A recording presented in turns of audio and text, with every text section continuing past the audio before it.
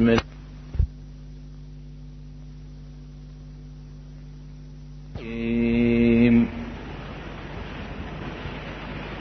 وقضى ربك ألا تعبدوا إلا إياه وبالوالدين إحسانا إما يبلغن عندك الكبر أحدهما أو كلاهما فلا تقل لهما أف ولا تنهرهما وقل لهما قولا كريما واخفض لهما جناح الذل من الرحمة وقل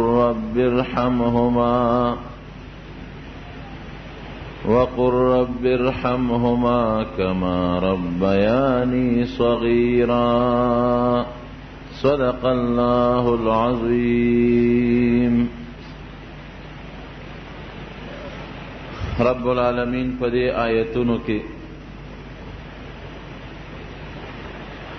په مسلمان د دوه حقونو ذکر کوي.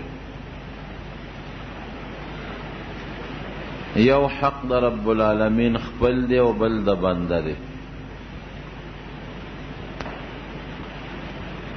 د الله په حقونو کې یو لوی حق په بنده دا دی چې بنده بس صرف د رب العالمین عبادت کوي. د الله نه ما سوا بل چاته به سر نه ښکته کوي. د خدای نه ما سوا د بل چا بندگی به نه کوي. دا د رب العالمین لوی حق دی په بنده. وقضى ربك ألا تعبدوا إلا إياه. اللہ پاک دا فیصلہ کړی دا چې عبادت به سوا د رب العالمین نه د بل چا نه کوي. عبادت څه ته وایي؟ عبادت دې ته وایي چې یو سړی د الله په حضور کې او د الله په دربار کې ځان انتهایی ذلیله کړي. خپل ځان ډیر زیات ناقص کی او ډیر کمزور وګڼي او الله ډیر لوی ذات وګڼي. دې ته عبادت وایي. غایت التذلل، غایت التخشع فی جناب القدس. د الله پاک په دربار کې خپل ځان ډیر کمزور ښکارا کول دې ته عبادت وایي. لکه د انسان په وجود کې شریف اندام د انسان تندی او مخ دی او په دنیا کې ډیر کمزوري څیز خاوره ده، نو دا خپل شریف اندام تندی په خاوره الله ته لګول. یا د رکوع په حالت کې سړی څنګه ټیټي ځان یو ذلیله کړي او کمزور ثابت کړي. نو د خدای په اهمو حقونو کې یو لوی حق دا دی چې بندگی عبادت به فقط د الله کو، د بل چا به نه کو. او که یو سړي دا بندگی او عبادت د الله نه ما سوا د بل چا وکړو، د شریعت په اصطلاح کې د ایمان نه وته دی، دته مشرک ویل کېږي، کافر، مسلمان نه جوړېږي. دویم حق چې د هغې نن ستاسو مخکې زه بیان کوم تفصیل سره، هغه د بندگانو په حقونو کې یو اهم حق دی. په ټولو بندگانو کې چې کم ستا رشتہ داران بندگان دي، لوی حق پاغې کې د مور او د پلار دی. هسې خو په عامو بندگانو کې په مونږ لوی حق د نبی کریم صلی الله علیه وسلم دی. حکم چې د انسان رشتہ دار بندگان دي او د انسان د نسب تعلق ور سره دی، نو پاغه کې لوی حق د مور او د پلار دی. رب العالمین قرآن حکیم کې فرمای وبالوالدین احسانا، چې مور او پلار سره دواړو سره ښه سلوک کوي.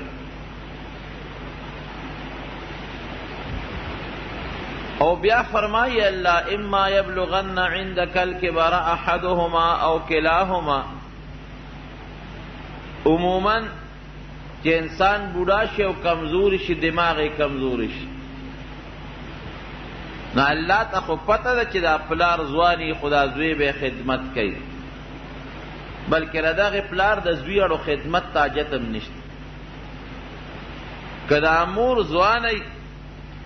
بچی به لګې خدمت به کوي،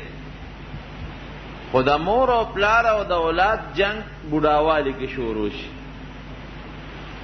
ځکه چې انسان کمزوری شو، بوډا شو، لکه سنګ کې رده لاسونه خپې اړقي، لاس او خپې ظاهر کار نه کوي، غاښونه کمزوري شي وځي، سترګې کمزوري شي، غوږونه کمزوري شي، ملی کمزوري شي، ټیټه شي. دغه رنګې رده زړه او د دماغ هم کمزوري شي. د ده د خولې نه به داسې خبرې وځي چې هغه به مناسب نی، بچې به پې خفه کېږي. نو الله مخکې نه وایي ګورې که مور او پلار دواړه یا یو کس بوډاګان شو او دماغ یې کمزوري شو، څه بد رد یې درته ووایي، نو د هغې په جواب کې ته ورته بد رد ګورې ونه وایې. فلا تقل لهما اف ولا تنهرهما. هغه وهل او ټکول خو ډېره لویه خبره ده. پام کوه چې د خولې نه ورته اف قدرې ونه باسې، وینه رټې وینه شړې. وقل لهما قولا کریما. دواړو سره چې خبرې کوې نرمې خوږې پستې ورسره کوه. که هغې غصه کېږي ته ورته مه غصه کېږه، که هغه درته قار کوي ته نرمه خبره کوه. ورپسې الله فرمایي چې د الله په دربار کې ولا دعا غواړه. واحفظ لهما جناح الذل من الرحمت. ځان ورته کمزورې که چې هغه دې یو څپېړه وي بابا دا بله مه وه، که هغه راته یو ستغه ووایي نو ته ورته غلې شه ورته وخانده. او د الله په دربار کې ولا دعا وغواړه. وقل رب ارحمهما کما ربیاني صغیرا. خدای دې مور او پلار زه ماشوم لوی کړی، راکوټې رب العالمین ته پې رحم وکړه. په مې رحم کړی ته پې رحم وکړه. نورونو مور او پلار دواړه نبی علیہ السلام فرمایي یو مقام کې هما جنتو کا، وی مور او پلار دواړه ستا جنت دي. او بل ځای فرمایي همدقلته چې نارو که ستا اورم دی، ستا دپاره د جنت د تلو ذریعه هم ده او د اور د تلو ذریعه هم ده. که دوی دې خوشحاله کړل او دعا یې درته وکړه نو دوی په برکت به جنت ته ځي. که دوی دې خفه کړل، غصه دې کړل، د دوی په برکت به دوزخ ته ځي. یو بل حدیث کې راځي الجنت تحت اقدام الامهات،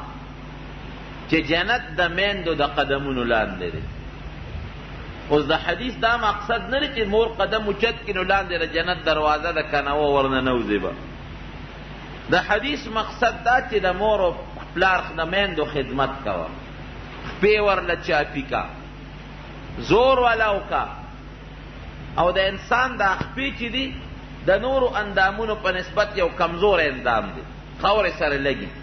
خټو کې لګي، سوټو کې لګي، متیازو کې لګي. رب العالمین نبی علیہ السلام فرمایي چې رده دا کمزوري وجود د مور چې هغه خپې دی او سوټو او خټو کې لګي، د هغې احترام وکړه. د هغه کمزوري وجود د کمزوري اندام احترام وکړه. نبی علیہ السلام فرمایي نو خدای به د جنت ته ورسوي. یو لوی بزرگ تیر شوی دی عبدالرحمن صفوری رحمت الله علیه. هغه وی ما به ماسخوتن هر ماسخوتن مور له زور کو چاپی به مې وله کول. مور مې بوډۍ به ورته به ناست وم او په خپو به مې وله زور کو. وی یو ځل دا حدیث ما ته رامخکې شو چې الجنت تحت اقدام الامهات، جنت د میندو د قدمونو لاندې. نو ما ولا هغه چاپی کوله زور مې ولا کو وی ما وی چې راشه د حدیث په دې ظاهر باندې عمل وکړه دا خپله ګیره مې راواغېسته او د مور د خپو پورې مې ومږله اگر چې د حدیث مقصد دا نه دی خو ما د حدیث په دې ظاهر عمل وکړو دا ګیره مې راواغېسته او د مور د خپې مې پې پاکې کړې مور مې اوده شوه زه م اوده شوم سار چې راغې درس ته یو شاګرد ورته وی وی صاحب بیګا مې په خوب کې لیدې او ډېر خشته خوب کې مې لیدې وی څنګه دې لیدې په خوب کې وی یو ډېر خشته باغ و په هغې کې روان وی ګرځېدې او خوشحاله وی پکې چهل قدمي دې کوله خو ستا په ګیره کې ملغلرې او یاقوت او مرجان و هغې برېښنا کوله د کاڼو د ملغلرو نه یې دا ګیره ډکه وه عبدالرحمن صفوري رحمت الله علیه دا بزرگ ورته وایي دا عالم لوی جلیل القدر وی دا خو تا ډېر خشته خوب ولید وی دغه باغ چې تا پکې ولیدم دا جنت دی سړی چې په خوب کې په دنیا کې سړی په باغ کې وویني دا د جنت نښه ده شین شی سړی په خوب کې وویني پاکې سپینې اوبه په خوب کې وویني ګلونه وویني او د دنیا خشته میوه وویني ډېرې پې خوشحاله شي دا د جنت نشانه او نښه ده وی دا باغ چې تا پکې ولیدم دا خو د جنت نښه او نشان دی وی صاحب ستا په دې ګیره کې چې دا خشته کاڼې او ملغلرې وې او رڼی کوله دا څه شی وی دا ما بېګا د پیغمبر علیه السلام په حدیث عمل کړی دی ما دا خپله ګیره د مور په خپو پورې مږلې ده نو تا د جنت په باغ کې ولیدم او زما په ګیره کې چې دا کمې ملغلرې وې دا زما د مور د خپو هغه دوړې وې چې تا ته خدای د ملغلرو په شکل کې وښولې هغه خاورې تا ته د ملغلرو او د یاقوت او مرجان د کاڼو په شکل کې د رڼا والا کاڼو په شکل کې وښولې دا حقیقت دی رونو د مور به ډېر خدمت کې د پلار په نسبت یو صحابي د نبي علیه السلام نه تپوس کړي چې د خدای رسوله چا سره ښېګړه وکړم من ابرو چا سره نیکي وکړم وی امک مور سره ښېګړه وکړم وی ثم من مور نه پس چا سره ښېګړه وکړم وی امک مور سره وکړه دوباره ورته فرمایي وی ثم من وی صاحب د مور نه پس بیا چا سره ښېګړه وکړم وی امک بیا ورته وی مور سره وی صاحب دی نه پس وی اباکا درې ځله نبي علیه السلام د مور نوم اخیستی دی او څلورم ځل باندې د پلار نوم اخیستی دی ولې ځکه مور د پلار په نسبت ډېره محتاج او مجبوره وي د پلار خو به بار خدمت هم وکړي ځان له پیسې به پیدا کړي کنی پردی اجره کې به کښېني یار دوست ته به لاړ شي نو مور به دې کم خوازي د مور حق د پلار په نسبت دا په بچي بیا زیات دی نو د مور او د پلار د دواړو احترام په انسان لازم دی چې د مور او د پلار خیال او احترام بساتي په بخاری شریف کې یو واقع ذکر کوي امام بخاری رحمت الله علیه او د پیغمبر علیه السلام د مبارک خولې واقعه ده نبی علیه السلام فرمایي بني اسرائیلو کې یو ډېر لوی بزرګ تیر شوی دی جریج د هغه نوم هغه زمانه کې خو رهبانیت جایز نو یو سړی به لاړ ځنګل ته او ځنګل کې به یې دال له جونګړه جوړه کړه په هغې کې به یې دال عبادت کو دغه رهبانیت زمونږ په امت کې منع دی اوس به یو سړی په غرونو په غارونو په جونګړو کې عبادت نه کوي د جمع مونځ له به جومات ته ځي که ځان له یو ځای کې یو سړی لګیا د عبادت کوي او د جمع مونځ ته فوت کېږي هغه عبادت کې دومره کمال نشته لکه څومره کمال چې د جمع په دې مانځه کې دی لیکن هغه زمانه کې خو رهبانیت جایز و لویه بزرګي به دا وه چې یو سړی به ځنګل ته لاړ او پټ به په جونګړه کې ناست و د خدای عبادت پې کوم یا غار کې به دیره و د الله عبادت پې کوم نبی کریم صلی الله علیه وسلم فرمایي یو ځل ورته مور آواز وکړ ای جریج یا جریج دې خوا راشه ده په دې اړه کې سوچ وکړه چې زه د خدای مونځ وکړم او که مور له ورشم یو خوا مور آواز کوي بل خوا الله ته ولاړې ګوره د دنیا کار نو الله ته ولاړو زه یروي مور له به وروسته ورشم د خدای دا مونځ پکار دی مونځ باندې ولاړ دی مور ورته بیا آواز وکړي ای جوریجه دې خوا راشه بیا دې پړه کې سوچ کوي چې مونځ وکړم او که دې مور له ورشم زه یروي د خدای حق مخکې د مور سره به ګورو د مورې سخت ضرورت و دا نفل خو درست هم کولی شي په دریم ځل ورته بیا مور آواز وکړي ای جوریجه دې خوا راشه بیا دې پړه کې وایي چې یاره دا مونځ د خدای حق دی دا مونځ به وکړم مور به خپل کار کوي مور ورته خیرې وکړئ وی جوریجه اله د خدای مړ که چې خدای د زناکارو ښځو مخونه درته وښیي مطلب دا چې خدای دې بدنام یو نیک سړی چې د زناکارې ښځې مخ ته ګوري خدا د بدنامۍ خبره مور ته لاړه هغه علاقه کې ګوره د دیندارو خلکو خو د دنیا دشمنانه دي او خلک په قسم قسم الزامونه هم لګوي یوه جینۍ وه چې هغې به ګډه چیلی سرولې هغې نه چېته بدعملي شوې وه او د هغې په وجه باندې د هغې یو ماشوم جوړ شوی چې ماشوم یې پیدا شو خلکو راګیره کړه وی دا ماشوم د کوم ځای ته خو واده کړې ښځه نه دا بچی د کوم ځای نه راغی هغې وی دا دغه ځنګل کې جونګړه کې چې کوم زبرګ دی دا د ده نه پیدا دی الزام یې پې ولګاو خلک رالل او ده ته وایي ښه ته دا جونګړه کې دې دپاره دی دا تسبیح دې دپاره اړی ګوره تحقیق خو زمونږ د خلکو وروسته وي او خبره مخکې وی لکه سپي د نه غوږ وتښتو خپل غوږ ته نه ګوري او سپي پسې منډې وایي بې تحقیقه مسلمان لګیا دی او په کندو سر هره یوه خبره چې څوک درته وکړي د هغې لاول تحقیق کوه نو وروسته په هغې خبره کې لګیا اوسه دا د انسان فطرت دی چې شیطان کومه خبره ورته کې واچي تحقیق یې نه کړي هغې پسې منډې وایي خلک رالل ښه ته دا تسبیح دی لاړ جونګړه کې دې ته دی رہی چې زمونږ د خویندې لونه به دلته راځي چیلی ګډې به سره یي ته به ورسره ناروا کړې داسې کې سی به راوې ویست د هغه جونګړې نه یې وله روانه کړه او وې ډبه او ښې ووه او ډېر زیات یې ملامته کو په دنیا کې نیکانو له خوا هر قسمه خلک راځي بلا مریدان یې د دنیا مریدان چې دا ستاسو هغه پیر دی مریدان هم وي چې مونږ ته څه خبر وي چې دا شیطان دی رالل لویه پراپیګنډه جوړه شوه او صیبه د دنیا خلک رالل غریب وشرمېد وال ټکول وشو جونګړه روانه شو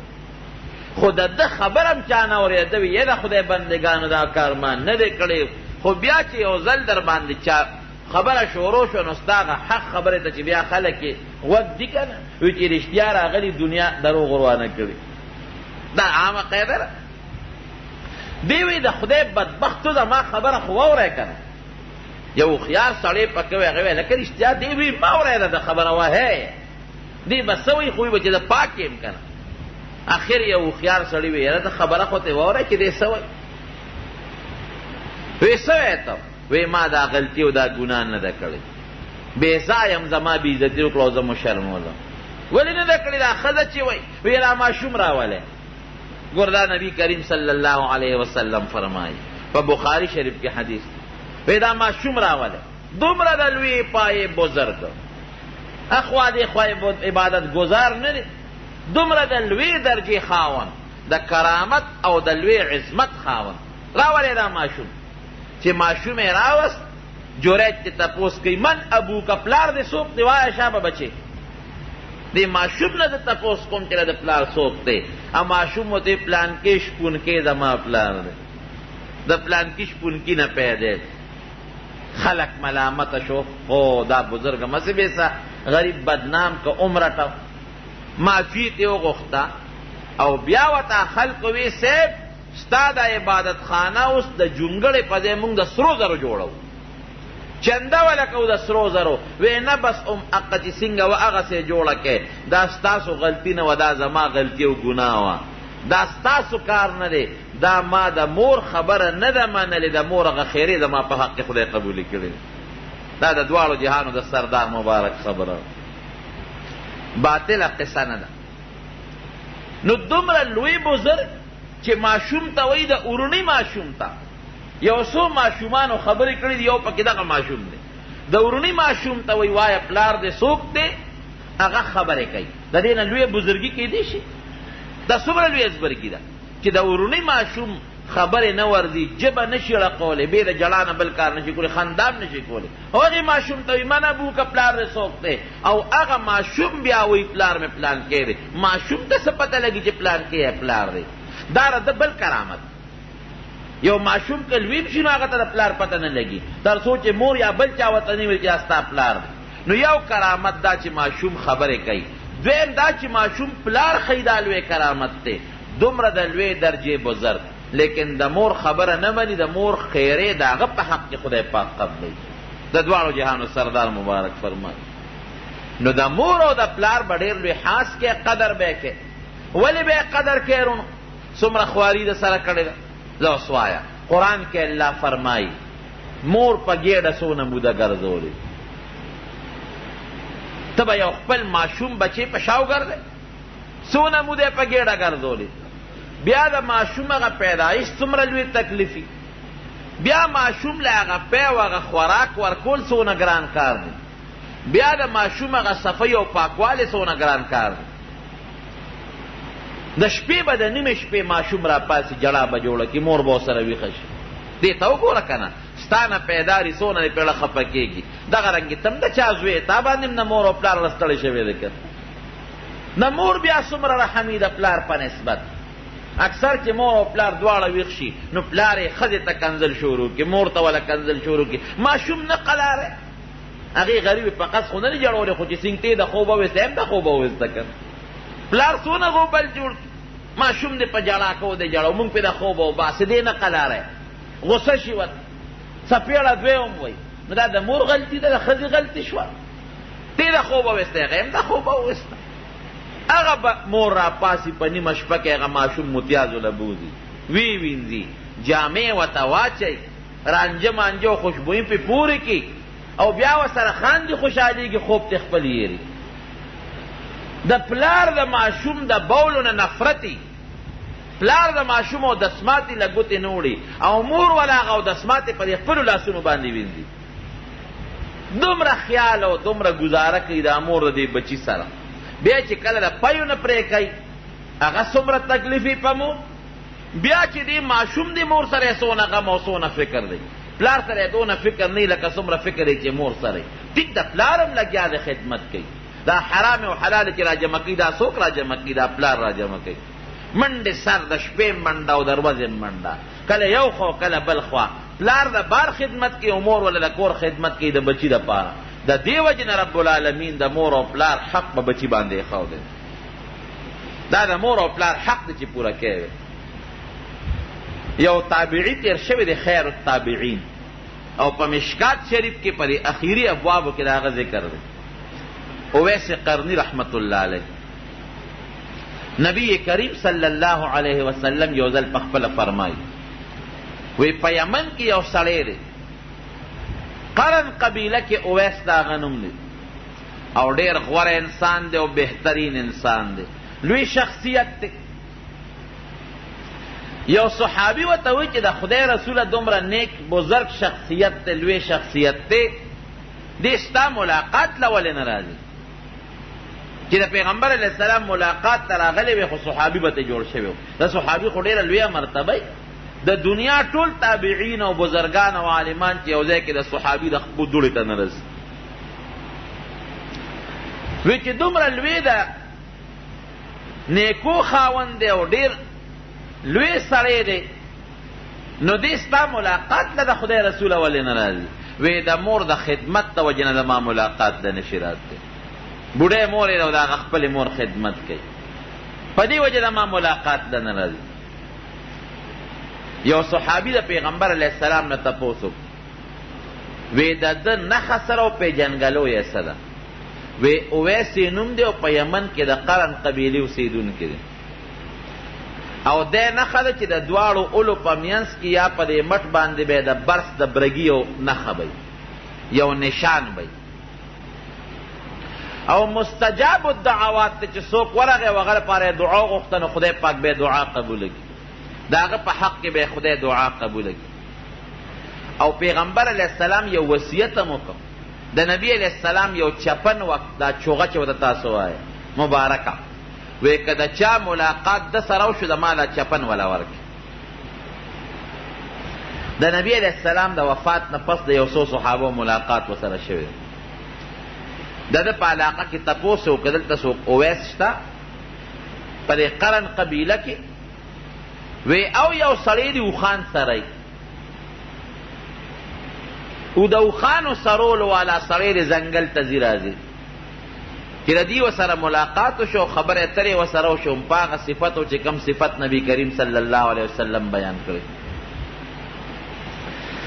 بیا ته دا صحابي تپوس کوي وی ستا د پیغمبر علیه السلام سره ډېر محبت دی وی یو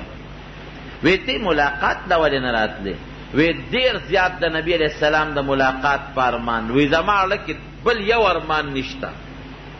د جنت ارمان زما په زړه کې دومره نشته لکه څومره ارمان چې زما په زړه کې د نبی علیه السلام د ملاقات. ولې نه راتلې وی زما بوډۍ مور او د هغې د خدمت ته وجه د هغې بل سکونه چې د هغې خدمت ته مې پرېښی وي ځکه نه یم درغلی. د دې صحابي په زړه کې دا خبره هسې تېره شوه چې یاره د مور خدمت څه دومره لویه خبره خو نه وی ستاسو دی ورته وایي وی ستاسو د نبی علیه السلام سره محبت او مینه وه د صحابه ورته وی یو ډېره زیاته وی د هغې څه نښه او څه دلیل دی وی د هغې دا دلیل دی چې مونږ د هغه په حضور کې ډېر جهادونه کړي او د پیغمبر علیه السلام په اشاره مونږ خپل سرونه قربان کړي واقعي دا لوی محبت وی یو تپوس ته نه کو د نبی علیه السلام د احد په غزا کې په جهاد کې کم غاښ مبارک مات شوی دی کم غاښ یې زخمی شوی دی کم اوتی دی کم مبارک غاښ مات شوی دی هغې صحابو ته دا پته نه لګېده د دې نه نو خبر انسان دې پته ورته نه لګي وی ستاسو خو عجیبه محبت دی د پیغمبر علیه السلام سره د خپل محبوب د غاښ نه هم نه یې خبر چې کم غاښ یې مات شوی دی وی قسم می دی چې کله زه خبر شم چې د نبی علیه السلام په یو جهاد کې غاښ مبارک شهید شو او مات شو وی ما وی چې ښه د نبی علیه السلام په مبارکه خوله کې به غاښ نه و زما په خوله کې به نو ما وی دا غاښ به نو مې ویسته بیا مې وی هسې نه چې دا بل مې وویسته بیا مې وی هسې نه چې دا بل غاښ د نبی علیه السلام نی او زما وی د ځان نه مې دا 22 واړه غاښونه ایستي دا راته یقین سره پته نه وه چې د نبی علیه السلام کم غاښ دی نو ما ورپسې دا ټول غاښونه وویستل دغه مې د حضور پاک سره محبت او مینه. لیکن نبی کریم صلی الله علیه وسلم د ده متعلق فرمایي صفت یې کوي او وی ولې نه راځي ماله د مور د خدمت ته وجه یو حدیث کې دی اگر چې د حدیث زمونږ د علماو په نزد داسې ډېر د اوچتې درجې نه دی خو د فضایلو باب کې بیا هم کافي دی چې نبی علیه السلام یو پیشنګویي ورکړې ده چې ده به عبادت پټ کا پټ هېڅوک یې نه دي خبر کړی د خپل عبادت نه سوا د فرض مونځ نه باقي عبادت د ده چا نه دي لیدي ډېر خفیه او پټ به د خدای عبادت کو وی د هغې به والا الله یو صله او اجر ورکوي د قیامت په ورځ به خدای د ده په شکل فرشتې جوړي په زرګونو فرشتې او دی به د هغې فرشتو په صف کې دننه کې او جنت ته به داخل دا ټول فضیلتونه چې د ده متعلق راځي دا فقط د مور د خدمت توجه حضرت ابو هریره رضی الله عنه چې د نبی علیه السلام صحابي دی ګوره د دین مسله دا ده چې د یو انسان مور او پلار که کافر میری به خیال ساتي مسلمان خو لویه خبره د کافر مور او پلار خدمت بم کې خیال بساتي او زمونږ د فقه یو کتاب د شامی هغې یو جزیه لیکلې ده وی که یو سړي مور او پلار کافر یو ګرجې ته ځي نو بوزې به نه خو که دوی ګرجې ته تلي عبادت لا او د راتلو نی نو د پشې د ګرجې نه راوړی شي لاړ شه ورسره د هغه ګرجې نه په شا راوړه بوزې مه دی کفر عبادت لا چې دې په خپله به دې کوي چې ما بوزه وی نه بوزم په دې د خدای نه نیسي خو که دې تلي وي او د راتلو نی نو په شی د عبادت خانې نه د هغه کفر د عبادت خانې نه یې په شا راوړی شي نو د ابو هریره رضی الله عنه مور و کافره وه دې خو صحابي دی د نبي علیه السلام نو هغې به هر وخت دی وهه چې کور ته به ورغی هغې به پې څپېړې را کېښود یو څو څپېړې به و او په دې به یې وخت چې تاولې د پلار نیکه دین پرېښی دی واپس کافر شي. حضرت ابو هریره رضی الله عنه دا چې صحابو کې چې یو ځل ایمان ورننوت خو هغه ایمان وکړه. یو ځل کور ته لاړ او مور ته ور مخامخ شو. چې ور مخامخ شو مور ورته یو څو څپېړې ورکړې. داسې یو وخت چې دې ته په ژړا راووته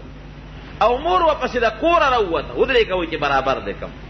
حضرت ابو هریره رضی الله عنه مشر سړی دی ته مخکې د مور ورپسې ده کوتک ورپسې مور راغشتې دی او د مدینې منورې په کوڅو کې دې منډې وی دې مخکې د مور ورپسې ده او جالي راغی نبی کریم صلی الله علیه وسلم ته. پیغمبر علیه السلام په مسجد نبوي مبارک کې ناست دی. وی د خدای رسوله زما د مور په حق ته ولې دعا نه کوې چې خدای زما مور مسلمانه کړي. هر وخت مې کنځیره ټیمې وی مې اوس یې بیا ووالم او د کور نه راپسې را روانه ده خو هر کمزوري بوډۍ ده او د ځوان یې رامنډه مې کړو دغه د جي را روانه ده چې نبي علیه السلام وکتل مور سره یې غټ کوتک په لاس کې دی او را روانه ده جومات ته ورپسې راځي. وی خدای د خدای رسوله ګیله مې ده در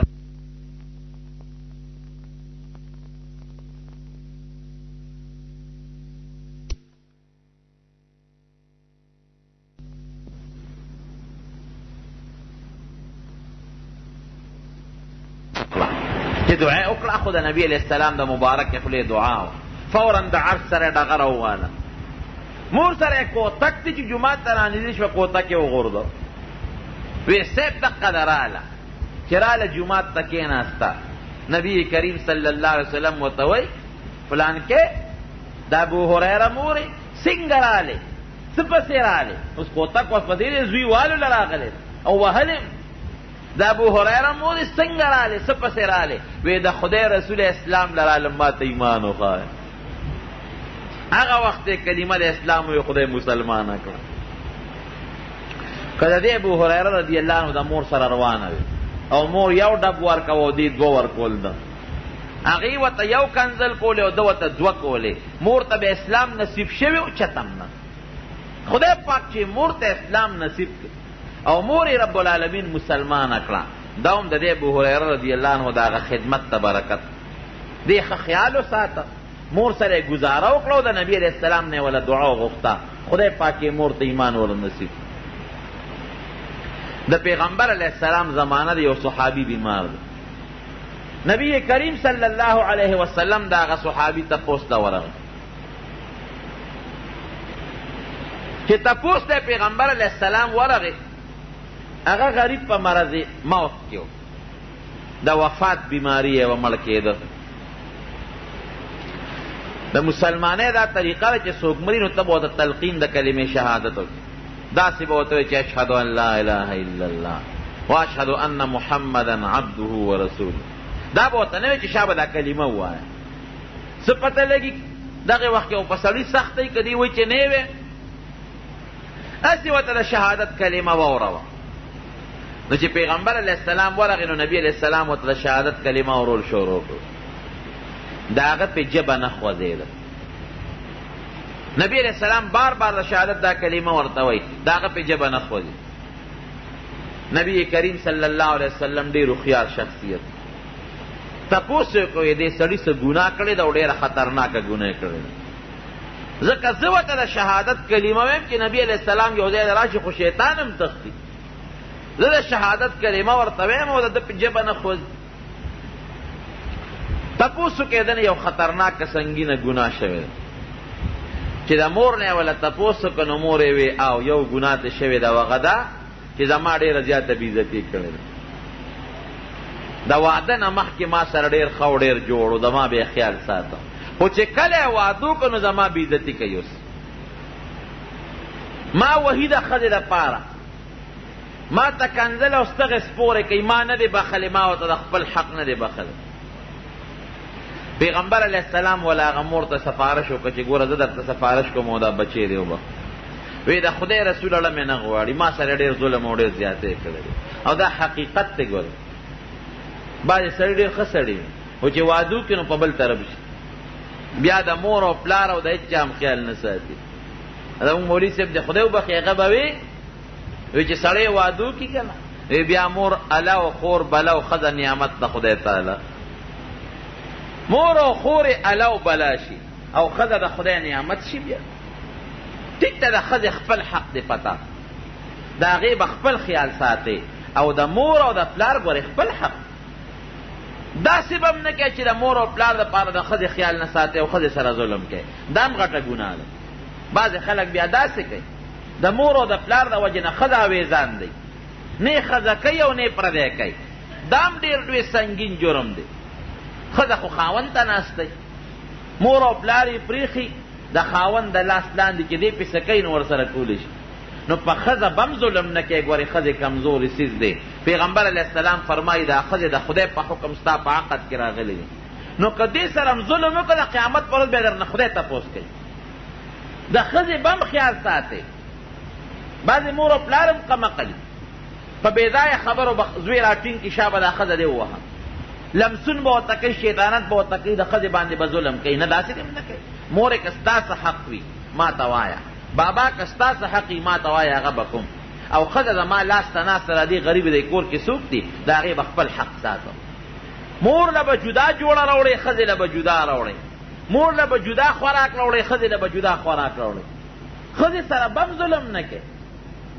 هغه تا ته محتاجه ده چې ته پې څه کوې ورسره کولی شي. نو دنیا کې خو به ورسره ته ظلم وکړي، لیکن لوی خدای دې په سر ولاړ دی. د قیامت پر ورځ به دنه خدای پاک د هغه ښځې بیا تپوس کوي. د ښځې لپاره به د مور او پلار بېعزتي نه کوي، او د مور او پلار دپاره به د خپلې ښځې بېعزتي نه کوي. د دواړو خپل مناسب حق دی او د هغې به پوره خیال ساتي. یو مسله کې دا راځي که مور او پلار درته ووایي چې ښځه پرېږده نو پرېږدې به، لیکن هغه علما لیکي هغه وخت کې چې ګناه د ښځې وي. دا ښځه ستا د مور او پلار نافرماني کوي او دا ښځه تا د مور او پلار حق ته نه پرېږدي. که ته د دې ښځې خیال ساتې او د دې سره ګزاره کوې د مور او پلار نه عاق کېږي. مور او پلار دې عاق کوي او نه بخیلې نه، د مور او پلار حق تلفي ده نه کېږي، بلکل جوړه نه کېږي. ته ډېره ګزاره کوې خو نه کېږي. ښځه دې جدا که د مور او پلار نه، د مور او پلار جدا خیال ساته او د ښځې جدا ساته. او که دا ښځه ډېره شیطانه بل کار یې نه بې دې نه چې ستا د مور په سر او د پلار په سر درته غیبت کوي او د مور او پلار نه زړه تورئ، نو بیا دغه ښځه لر کوه خوشې کوه. که داسې نه ګزاره په یو کور کې کېږي نو کوه، که په یو کور کې نه کېږي د ښځې در باندې دا حق ده چې کور به ورته جدا کوې. ځان له کور او کوټه والا ورکه، د ښځې خپل خیال ساته او د مور او پلار خپل خیال ساته. زمونږ د پښتنو خدا یو مزاج دی که چې وادي نه کړې نو مور او پلار په سر ګرځئ. بابا ته خو زما پلار یې که نه، ستا په ما ډېر لوی حق دی. مورې ستا دپاره به زه سل او زر ښځې خو قربان کړم. ښځه سي مور او پلار نه پیدا کېږي، ښځې د روپۍ شل. دا خبرې به کوي. ښځه لالي دي نه چې ښځه وویني که نه نو مور بیا سپی شي او پلار سپی شي. بیا کوتک به پسې راوالي او دربی یې بیا. دا حقیقت دی. ګوره دا راته زه خپل چې شمدید واقعات بیانوم. قسم دې ما د ښځې م راغلي دي. یو وخت کې داسې یو بوډۍ ښځه مې ولیده، یو بوډۍ چې داسې دا کونټۍ ورسره وه، داسې دا کونټۍ او په ټیټه ملا روانه وه، چوکه ورسره وه، امسو په ټیټه ملا روانه وه. ما ته ویې استاد خیر دی ترورې څه چل دی؟ وی ته ما ته وګوره. چې مې ورته وکتل دا لاسونه یې تړلي، دې نه یې ټوکړې تاو کړې وې، ټوکړې، او دا لاسونه یې وینې وینې. دا څه چل دی ترورې؟ درز یې خوړلی دی. وی دا هغه ظالمه والم زوی والې وه، راوی پر ظلم را باندې لتې وخېجولې او دا ټول وجود یې راله وینې وینې کړی. الله اکبر. مې دا بوډۍ مور دې له خو چې اسم د چا لاس نه ورځي، دا دومره که دا خپله مور نی او پردی مور یو څه ظلم به در سره وکړي، خو یو دوه خبرې به یې درته کړي که والې خو دې نه شي، کنځلې خو دې نه شي. ظالمه دومره ظلم دی وکړه وسه.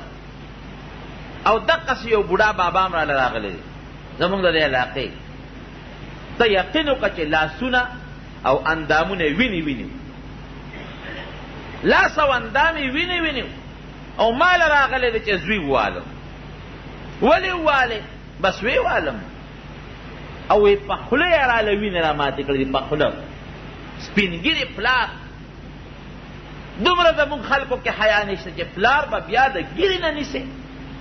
سنت سیز ګیره د پیغمبر سنت، د هغې نه به پلار راونیسي. او سپینګیري پلار بدبخته دا خو که ته د شرمخ خړه ستا په اړه کې وي شرمخ، نو هم به پلار لا چا ګوتې ورنشي. مولوي صاحب د خدای پاک وبخښي، هغه یو قصه کوله. یو سړی یې یادو، هغه سړی هم مړ دی، ما ته یې ښولی دی، او هغه پلار یې مړ دی، شته دی نه. وی زمونږ دلته کې دی زوړ کور سره خوا کې چې زه د خپل کوره راووتم، نو یو سړی دی او د پلار په سینه د پاسه ناست دی. یقین وکوئ لټې وله ورکوي، او د دې ګیرې نه پلار نیولی دی، او سپینګیري پلار یې دی، د ګیرې نه نیولی دی او لټې وله ورکوي، د پاسه پې خیږي او ورته څه وایي یاره خو نو ډېر غټ دلی خو ارمان چې پلار مې نو، پلار مې نور ډېر غټ دلی، او لټې وله ورکوي. وایي ما ته یې غزوې پاس او یو 2 څپېړې مې موله ورکوي، پلار مې ته خلاص کړ. مولوي صاحب د خدای وبخښي، هغه قسم دی دا خبر په درس کې څو ځله مونږ ته کړې ده، او هسې عامه هم کړې ده. وی ما ته یو واقع یاده شوه، دغه پلار چې دی زوی را پرځولی وی ام په دقه ځای یو ځل زه راووتم د کور نه، دغې سړي خپل پلار هم دقلته را پرځولی او په سینه وله ناست و، هغه خپل پلار د ګیرې نه نیولی دی، او همدقه الفاظ هم ورته وایي، لټې وله ورکوي او ورته وایي یاره ارمان نو ډېر غټ دلی، پلار مې ګنې ډېر غټ دلی. وی د مټه مې ونیوه، پلانکي خفه کېږه ما، یاد مې دي یو وخت کې چې په دې ځای تا خپل پلار را پرځولی، یو لیش نه اخوا او نه دې خوا، خو چې کوم ځای تا پلار را پرځولی او څه دې ورته ویلي دي، زوی هم هلته را وپرځولی او مخکې درته و. دا ګورې بدلېږي نه که ته وایې نن مې پلار ته کنځل وکړل او زه به ځم اوچت سترګې به ګرځم، نه دا شمېره ځان سره چې پلار دې د یو کال و تا ورته کنځل کړي دي، چې یو لرسې زوی به درته کوي. ځان سره نیټه حسابوه، کوم ځای چې د پلار بېعزتي کړې ده هم هغه ځای له ورده چې هغه ټیم لرسې هم دقه ځای به دې بېعزتي کېږي، یا به دې په زوی کېږي او که په زوی کې نه په بل چا به دې کوي، خو خامخا به دې خدای پرېږدي دی نه. ولې ظلم کوې د پلار او مور سره؟ څه به درته مور او پلار وایي؟ یو 2 خبرې به درته وکړي، ستا لپاره به کې به هم ستا خیر وي. مور به درته یو 2 خبرې وکړي، ستا خیر به یې پکې، درته به وایي جواري مه کوه، درته به وایي ګناه مه کوه، درته به وایي یاره عزت کوه، مونځ کوه، دا به درته وایي، نور به درته څه وایي؟ مونږ خو بې ځایه قسم دې د دې خلکو نه جوړ شوي دي درندګان. یو زنانه ما راغلی دی یو کلي، دا دیني مسایل خو پیښي، خاون ولا طلاق ورکړل څه زمانه مخکې، خاوند یې بیا راغی، هغه سخر خواښې یې هم راغلل، دا هغه لک هغه پلار او مور هم راغلل، هغه یې ما نه دي ورکړی، خیر هغه خبره مې چې صفا شي چې رالل طلاق دې ورکړی دی، هلکه په څه دې ورکړی دی؟ ښځه یې وایي وی صاحب په بل څه نه، وی ما ورته وی د سهار وخت و چې پاسه مونځ وکړه، مونځ د مانځه وخت و، مانځله مې دا بدبخته پاسه و چې مونځ وکړه، نو د ما ته 3 کاڼي راوغورځول، طلاق یې راله راځي.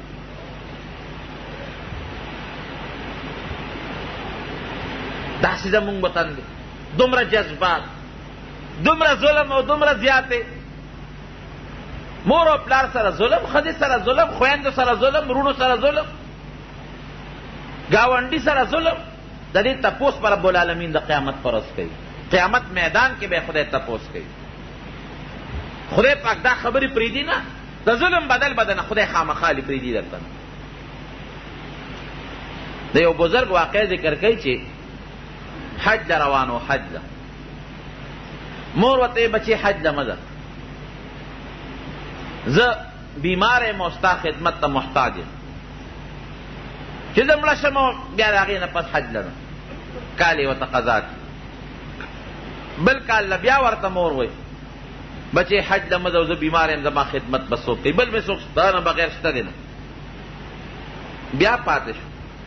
په 3 کال ورته بیا وایي دا زوی وایي مور حج له ځم، وایي بچې ما سره څه کوي، زه خو ډېره زیاته کمزور یم، زما خدمت به څوک کوي. زه مورې وایي ته به نه مرې، نو زه څه وکړم، حج به نه کوم څه. ګوره دا اوس هغه بېنیټې جاهل، شیخ جاهل چې ورته وایي، علم نه و د دین نه نی خبر، هغه بې علمه شیخي چې ده نو هغه هم تاسو ته معلوم وي، څه ناسبه ځان د دین نه خبره. روان شو حج ته چې ته مرې نه مرې مونږ د سره څوک، زه به د خپل حج نه کوم. یو قافله کې لاړ، دا ګاډي ماډي هغه زمانه کې خو نو پیاده قافلې وي، یو علاقه باندې تل په یو کلي هلته کې یو ځای کې دمه راله چې دمې راله یو سړي غله وکړه د چانشي پټ غل مخکې دی او خلک ورپسې دي غل دې جومات ته ننوت جومات کې ګڼه ګوڼه ده اوس دا نیک سړی چې دا د مور نه بې اجازته حج ته روان دی اوس غریب په مانځه ولاړ دی په خپلو نفلو غل په دې خلکو کې ګډوډ شو هغې راله دې یې کلک د مټه ونیو اوس دې غلا وکړه او بیا د خدای کور لره وتښتېدې لا منځونو باندې بیا ولاړې زه څه خبر یم زه وختي راځم خو د پلان کې نه اوس دې زموږ مخکې هغه دی نه ده بټوره پټه نه کړه ظالمه غلا کې جومات ته تښتې او جومات کې بیا لا په مانځو درېږي مونځ هم بدنامې دوی زه څه خبر یم غریب چغې وی قافلې والا وی زموږ ملګری دی د فلانکې علاقې د حج روان دی ویل سوال نه پې قاضي لی بود دوه ګوان پیش شو جي دا دی عمده سړی دی جیل ته یې بټوه پټه کړه اوله مو جي دا سړی دی قاضي وی هو د خو ډېر لوی جرم کړی دی حج له روان دی په غلا جنون لګي پیسې غلا کوي لاس ته پرې کوي هغه لاس والا دی مرۍ ته بیا ویزان کوي مخ والا تور کوي پخر یې سور کوي او په دې بازار کې چکر ورکوي چې څوک غلا کوي دغه به سزا د غریب کوم ځای منلی کېږي چې ګواه در باندې راغی بیا څه کېږي لاس یې ته پرېږدي مخ یې ولا تور کو پخر یې سور کو او بازار کې ولا چکر ورکوي چې څوک غلا کوي دغه به سزا یا پرې کړی لاس یې ولا دې غاړې ته اویزان کړی چې هغې دا چغې وایي نو دی وایي د ما یو چغې ته هم غوږ کېږي اواز ته غوږ کېږي هغې چپ شغله وی نه ما یو خبره خو واوری که یو سړی هوښیار وي د ده واوری چې دی څه وایي دا آواز وکړه وی چې څوک د مور د اجازت نه بغیر حج ته ځي نو دا به یې سزا غلا مې قسم په خدای کې کړي نږدې شوی م نیم خو بس دا د مور هغه مور مې دغسې پرېښود او زه حج ته روان شوم نو زما آواز دا دی چې څوک د مور نه بې اجازته حج ته ځي نو دغه به یې سزا او د دین مسله هم دا ده که په یو سړي حج فرض وي او د مور یا پلار بوډاګان دي یا یو یا دواړه او د هغې د خدمت څه نه نو دی د تاخیر وکړي هله د حج وکړي چې د هغه مور د خدمت یې څوک پیدا شي یا د دنیا نه بلې دنیا ته لاړ شي حضرت موسی علیه السلام د خدای جلیل القدر پیغمبر دی یو ځل یې د الله نه تپوس وکړ وی خدای ما سره د ما د جنت ملګری وښایه هغه کس راته وښایه چې کوم جنت کې ما سره ملګري وی په پلانکي کلي کې پلانکي قصاب به تا سره جنت کې ملګري دنیا کې چې دا څنګه یو بل سره دوستانه او تعلقات دي اخرت کې به همدغسې بعضې ملګري یو بل سره تعلقات لري حضرت موسی علیه السلام هغه کلي ته لاړ چې لاړ تپوس یې وکړه هغې قصاب وی هغه دوکان باندې ناست چې ورغی قصاب په دوکان لګیا دی خپله غوښه خرڅوي دی ورته بار ودرېد چې هغه غوښه خرڅه کړه لږه غوندې پاتې شوه نو هغه لږه غوندې غوښه یو تیلی کې واچوله دوکان یې بند کړه روان شو حضرت موسی علیه السلام ورته وی وروره زه میلمه ما ځان سره میلمه کولی شي بېګاله شپې ته هغه وی یو ډېره ښه ده زه چې کور ته یې بوت چې بویه ته موسی علیه السلام فرمایي دی کور ته دننه کړو چې کور کې مې وکتل یو دی یو بل انسان دی نور څوک نشته وی ما ته وی دلته کښېنه زه یو ځای کټ کې کښېنولو وی دی لاړ هغه غوښه یې پرې کړه یو کټوی کې یې واچولو اور یې ورپسې بل وی بیا یو زانګو وه هغې زانګو له ورغې او په هغې کې یو بنیادم پروت دی هغې ترې اوچت اوبې ګرمې کړې هغه بنیادم یې پې پاک ولمبو او خشته ښکلې پاکې جامې هغه بنیادم ته واچولې او خوشبویې پې پورې کړه او بیا هغه بنیادم انسان راواغېشت او هغه زانګو کې واپس سملو او ورغې هغه غوښه پخشې و د هغې خوروی راواغېشت او په دې خوله کې ورته لږه لږه واچول هغه انسان یې موړ کړ چې موړ یې که هغه انسان دا لاس اوچت کړي او خوله یې وخوځوله بیا ما له راغې باقي ډوډۍ راوړم او د په شریکه وخوړه وایي ما دې تپوس وکړه چې وروره تا نه دا تپوس کوم ستا نوم څه دی وی نوم خو یې راته هغه واغېست چې کوم ما ته خدای ښولی چې دا به د جنت کې ملګري وی مې چې دا بنیادم څوک دی وی دا زما مور ده دا ته څه کوې دې مور سره وی بس دقه مې یو مور ده او یو زین د دې مور زه خدمت کوم دا د ګرځېدو نه د شله ده زه دقه خدمت کوم چې سار وختي د خوبه پاسم د دې پاکوالی وکړم دا ولامبو پاکې جامې ورته واچوم خوشبویي پې پورې کړم او ښوروا وله خوله کې ورکړم مړی کړم او چې کله ماسخوتن د دوکان نه راشم نو بیا هم دغه خپل کار کوم دا مور څه پاکوم جامې ورته اچوم او ښوروا وله ورکوم دا زما ډیوټي ده وی ما ورته وی چې تا نه یو تپوس کوم دا مور چې تا مړک له دې څه خولو خوځول او لاسې پورته کړل معلومیږي دا چې دعا یې درته کړې ده. څه دعا یې درته وکړه؟ اوس وی ما پېژنې نه چې زه څوک یم.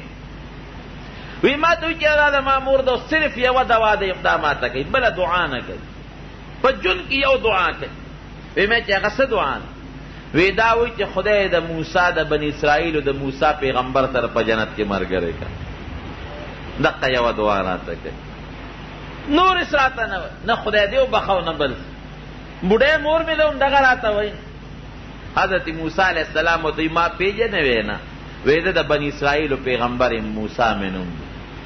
او ما د الله نه تپوس کړی دی چې ما ته د ما د جنت ملګری وښایه، نو خدای راته ته ښودی. ستا د مور دعا ستا په حق کې قبوله ده. او دا د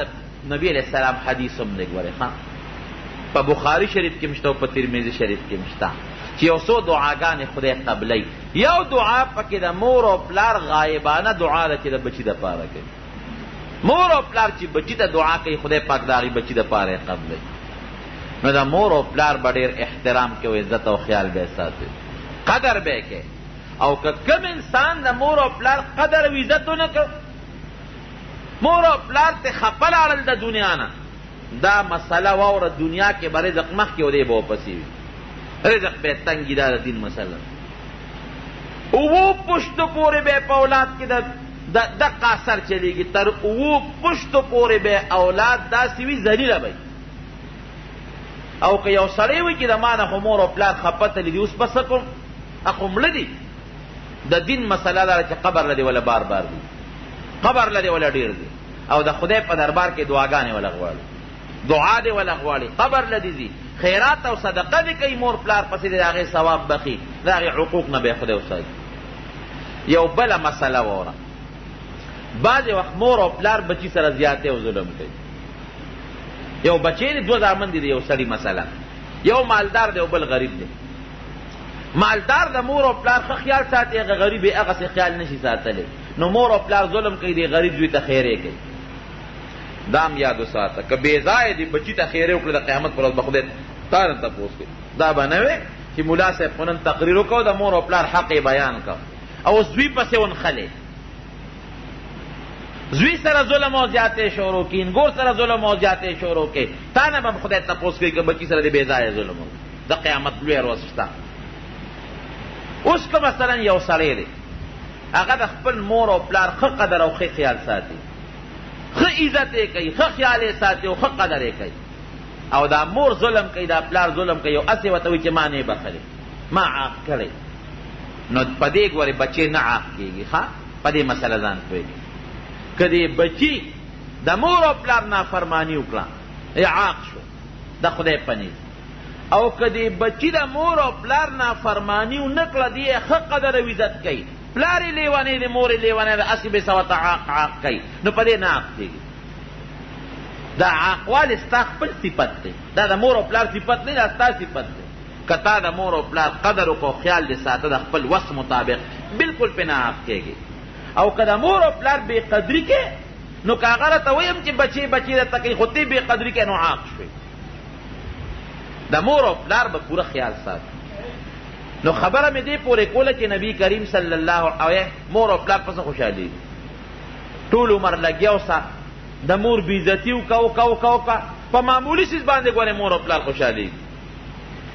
نو هغه حدیث مې درته وی چې نبی کریم صلی الله علیه وسلم وی څه چلی کړی دی، مور یې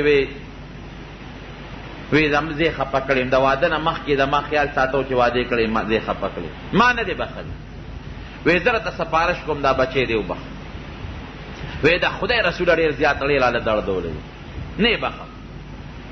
وی ګوره که ته ونه بخې د جهنم اور له به ځي، وی خدای دې ورته دوه ځله بوځي، زما اړه دردولی چې ځي او زر ځله دې ورته لاړ شي. خفه مور او پلار کړ. پیغمبر علیه السلام یو هوښیار شخصیت ورشه وی خشاک راوړی، په صحابه باندې خشاک را جمع چې خشاک یې را جمع که، مور ورته وایي څه کوې پې؟ وی دا بچی دې سوځوم په دې اور کې. ولې سوځی صاحب؟ نو وی تا نه دې بخلی، خو چې اوس یې سترګې پټې شي نیغ په نیغه دې اور له روان دی که، د دې نه خطرناک او سخت اور له روان دی. نو د ده دا عذاب درته لږ په سترګو ښیم چې کم اور لري چې یو پوټې ته د خپل بچی هم لږ په اور کې ووینې که نه. مور بیا هم موري وی ښه اور له به ځي وی او وی دا د خدای رسول او مې بخه ګوره په معمولي سي مور څونه ته خفه کې خفه کې خفه کې ځکه نه چې دا ټول عمر د مور خفه کړې ده. ته یوه کیله یو څه بېګا د شپې او مور ته سپینه کا وی مور یې دا کیله واله چې څونه دعاګانې درته کوي. یوه کیله د اتانو ده یا د 1 روپۍ ده. یو بیکاره غوندې سیب واله سخا واله سخا او مور له یو څه وی مور دا مې دله راوړی دی یقین وکړه په خپله به یې ونه خورې او ستا په بچو به یې وخوري. وګورئ تجربه وکړئ تاسو. مور او پلار له میوه یو څه په خپله به یې نه خوري او ستا په بچو به یې خوري. په لږ څیز مور او پلار خوشحالېږي. ماسخوتن ورته کښېنه لږ زور ولو که چاپي ولو مور سره کښېنه لږه چاپي ولو که او د 1 روپۍ یوه کیله وله سپینه که او مور له ورکه مور یې دا واله هغه نیمه سخا کیله وله ورکه. ته ګوره ټوله شپه به پاسې او بچي ته به دعاګانې کوي. دا د مور او پلار رحمي پړه کې او ردي خو نن تمه ده. مولانا روم صاحب رحمت الله علیه یو واقع لیکلې ده. یو ځای کې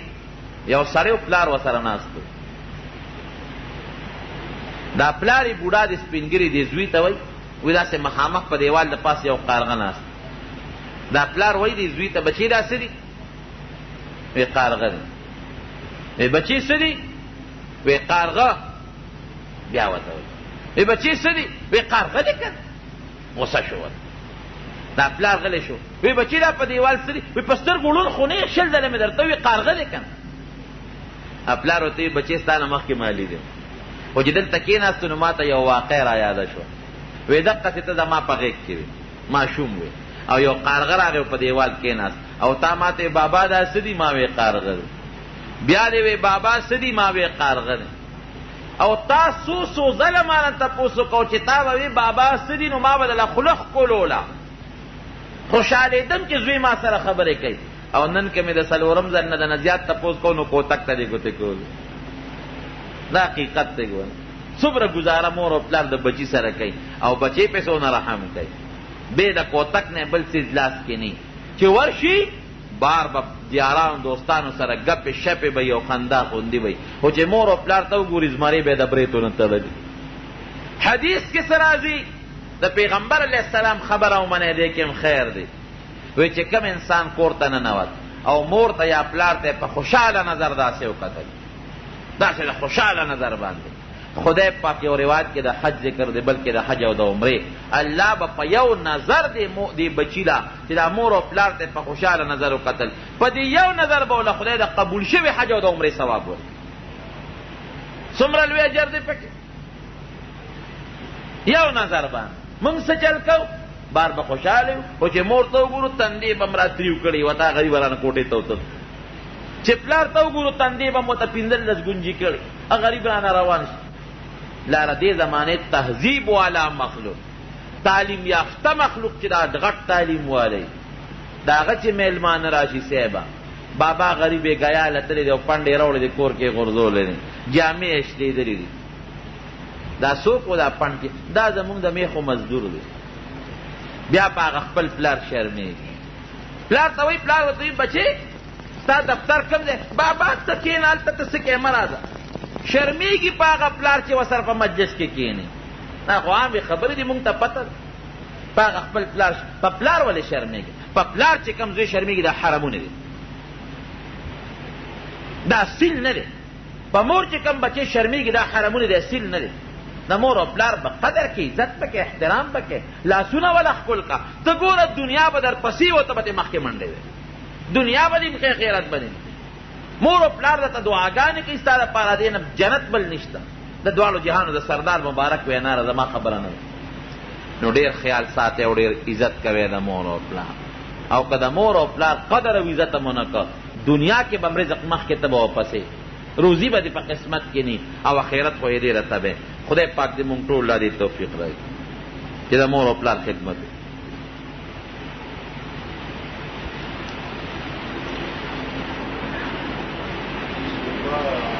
د شیبه او د عتبه